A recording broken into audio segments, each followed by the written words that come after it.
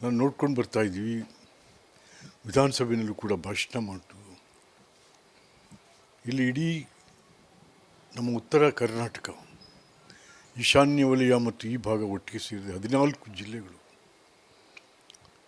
ನಾನು ವಿಧಾನ ಪರಿಷತ್ತಲ್ಲೂ ಕೂಡ ಮಾತಾಡಿದ್ದೀನಿ. ನಾವೆಲ್ಲ ಒತ್ತಾಯ ಮಾಡಿದ್ವಿ, ಆಗಲೇಬೇಕು ಇಲ್ಲಿ. ಏಕೆಂತಂದರೆ ಸುವರ್ಣಸೌಧ ಕಟ್ಟಿರುವಂಥದ್ದು ಈ ಭಾಗದ ಸಮಸ್ಯೆಗಳ ಚರ್ಚೆ ಮತ್ತು ಅದಕ್ಕೆ ಕುಂದುಕೊರತೆಗಳನ್ನು ಸಮಾಧಾನ ಮಾಡಲಿಕ್ಕೆ ಅಂತೇಳಿ. ಬಟ್ ಅದೇನೇ ಆಗಲಿ, ನಾವು ಅಂದ್ಕೊಂಡಷ್ಟು ಅದು ಸುಲಲಿತವಾಗಿ ಆಗಲಿಲ್ಲ ಇದು. ಯಾಕೆಂದರೆ ಇಲ್ಲಿ ಭಾಳ ಮುಖ್ಯ ಅಂದರೆ ಅಕ್ಷರ, ಆರೋಗ್ಯ. ಅಕ್ಷರ ಮತ್ತು ಆರೋಗ್ಯ ಉತ್ತರ ಕರ್ನಾಟಕದಲ್ಲಿ ಈಶಾನ್ಯ ವಲಯದಲ್ಲಿ ಪ್ರೈವೇಟೈಸ್ ಆಗಿಬಿಟ್ಟಿದೆ. ಪೂರಾ ಪ್ರೈವೇಟೈಸ್. ಮತ್ತು ಇಲ್ಲಿ ಅಡ್ಜಸ್ಟ್ಮೆಂಟ್ ರಾಜಕಾರಣ, ಒಬ್ರಿಗೊಬ್ಬರಿಗೆ ಅಡ್ಜಸ್ಟ್ಮೆಂಟ್ ರಾಜಕಾರಣ. ಇಲ್ಲಿ ವಿಜಯಪುರದ ಜಿಲ್ಲಾ ಮಂತ್ರಿ,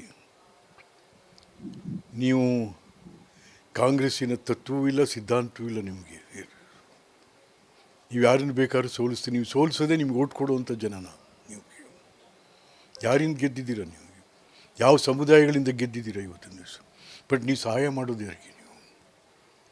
ಹಾಗಾಗಿ ಅಲ್ಪಸಂಖ್ಯಾತ ಮುಸ್ಲಿಮರನ್ನು ಕೂಡ ಸೋಲಿಸಿದಂಥ ಅಪಕೀರ್ತಿ ತಮಗಿದೆ. ಎಚ್ಚರ ಇರಬೇಕು. ನಾನು ಅದನ್ನು ನೇರವಾಗಿ ಹೇಳ್ತಾ ಇದ್ದೀನಿ. ಜಿಲ್ಲಾ ಮಂತ್ರಿ ಬಿಜಾಪುರದ ಪಾಟೀಲ್ರಿಗೆ. ಹಾಗಾಗಿ ಇದು ಮುಂದೆ ನಡಿಬಾರದು. ಅದಕ್ಕೋಸ್ಕರ 14 ಜಿಲ್ಲೆಗಳು ಈ ಭಾಗದಲ್ಲಿ ಸೇರಿರೋವಂಥವಕ್ಕೆ ಮುಂದೆ ನಾವೆಲ್ಲ ಸೇರಿ ಸಂಘಟಿತರಾಗಿ ಇಲ್ಲಿಯ ಕುಂದುಕೊರತೆಗಳು, ಈ 14 ಜಿಲ್ಲೆಗಳಲ್ಲಿ ಪಾರುಪತ್ಯ ಏನು ನಡೀತಾ ಇದೆ ಅಕ್ಷರ ಮತ್ತು ಆರೋಗ್ಯದ ಮೇಲೆ, ಇದೆಲ್ಲವನ್ನು ಕೂಡ ಒಂದು ದೊಡ್ಡ ಚರ್ಚೆಗೆ ಒಳಪಡಿಸಬೇಕು ಅಂತಕ್ಕಂಥ ಇರಾದೆಯನ್ನು ಕೂಡ ಇಟ್ಕೊಂಡಿದ್ವಿ. ಹಾಗಾಗಿ ಮುಂದಿನ ಮನೆಗಳಲ್ಲಿ ನಾವು ಇಲ್ಲಿ ಪ್ರವಾಸ ಮಾಡಿ ಇಲ್ಲಿಯ ನಾಯಕರುಗಳನ್ನು, ಭಾಳ ಜನ ನಮ್ಮ ವೀರಶೈವ ಸಮುದಾಯದವರು ಕೂಡ ಹಿರಿಯ ನಾಯಕರುಗಳು, ಈ ಸಮುದಾಯಗಳ ಅಭ್ಯುದಯಕ್ಕೆ ಆಶೀರ್ವಾದ ಮಾಡೋ ಜನಗಳಿದ್ದಾರೆ, ಮಠಮಾನ್ಯಗಳಿದ್ದಾವೆ ಇಲ್ಲಿ. ಸೊ ನಾವೆಲ್ಲರೂ ಕೂಡ ನಿಮ್ಮ ಆಶೀರ್ವಾದ, ನಿಮ್ಮ ಬೆಂಬಲ ಮತ್ತು ನಮ್ಮ ಸಮಸ್ಯೆಗಳಿಗೆ ಪರಿಹಾರ ಕೂಡ ಆಗಬೇಕು ಅಂತಕ್ಕಂಥದ್ದನ್ನು ನಾವು ಎಚ್ಚರ ಮಾಡಬೇಕು. ಆ ರೀತಿಯಾಗಿ ಮುಂದಿನ ದಿನಗಳಲ್ಲಿ ಒಂದು ಪ್ರವಾಸ ಇಟ್ಕೋತಾ ಇದ್ದೀವಿ. ಅನುಕ್ಷಣದ ಸುದ್ದಿಗಳಿಗಾಗಿ ವಿಸ್ತಾರ ನ್ಯೂಸ್ ಯೂಟ್ಯೂಬ್ ಚಾನೆಲ್ ಸಬ್ಸ್ಕ್ರೈಬ್ ಮಾಡಿ. ಹೊಸ ಸುದ್ದಿಗಳ ನೋಟಿಫಿಕೇಶನ್ಗಾಗಿ ಬೆಲ್ ಐಕಾನ್ ಕ್ಲಿಕ್ ಮಾಡಿ.